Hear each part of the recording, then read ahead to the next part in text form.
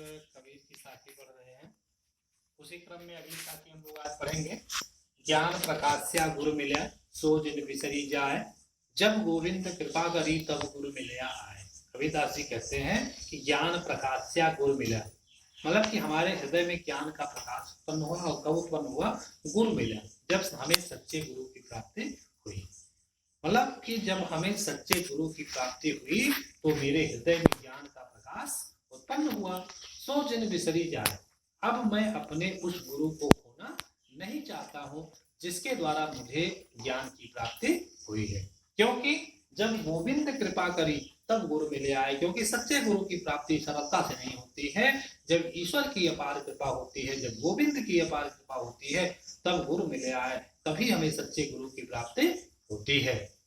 इसमें आप लोग प्रसंग लिखेंगे कि प्रस्तुत साखी में बताया गया है कि गुरु की प्राप्ति ईश्वर की कृपा से ही होती है। जब गोविंद कृपा करी तब गुरु मिले आए, मतलब ईश्वर की कृपा से ही सच्चे गुरु की प्राप्ति होती है।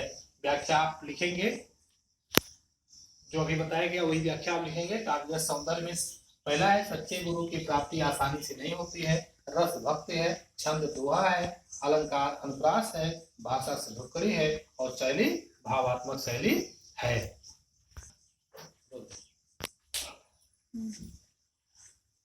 माया दीपक नर पतंग भ्रमि भ्रमि हुए परंत, कह कबीर गुर ज्ञान थे एक आध उपरंत। मतलब इस संसार जो है वो एक माया का जाल है। तो यहाँ कबीरदास जी सांसारिक मोह माया से कैसे बचा जा सकता है, किस प्रकार से जो है बचा जा सकता है, उस पर प्रकाश डाला है। उन्होंने बताया है कि माया दीपक नर पतंग, सांसारिक मोह माया एक जलते हुए दीपक के समान है और नर पतंग, और ये सांसारिक नर मतलब मनुष्य, सांसारिक मनुष्य एक पतिंगे के समान है। पतिंगा आप जानते हैं कि कोई पाखी, एक चींटी है जिसके पर वो आते हैं वही पाखी हो जाती है। और वो पाखी क्या करती है, पतिंगा क्या करता है कि जब कहीं प्रकाश दीपक जलता है तो वो उसी के किनारे अपने आप को चक्कर लगाता हो, उसी लौ पर मारता है और अपने आप क्या होता है, जल करके नष्ट हो जाता है। तो ठीक वही यहाँ बता रहे हैं कि जो सांसारिक मोह माया है वो एक जलते हुए दीपक के समान है और ये सांसारिक मनुष्य एक पतिंगे के समान है। जिस प्रकार से पतिंगा घूम घूम करके दीपक की लौ पर गिरता है और अपने को नष्ट कर देता है, ठीक उसी प्रकार से सांसारिक मनुष्य घूम घूम करके मोह माया के जाल में फंसता हुआ चला जाता है और अपने को नष्ट कर देता है।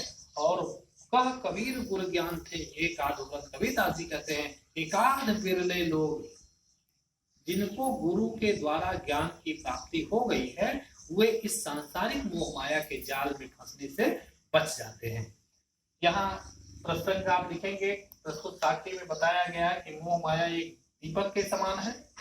व्याख्या आप लिखेंगे, काव्य सौंदर्य है, गुरु मोह माया से बचा सकता है।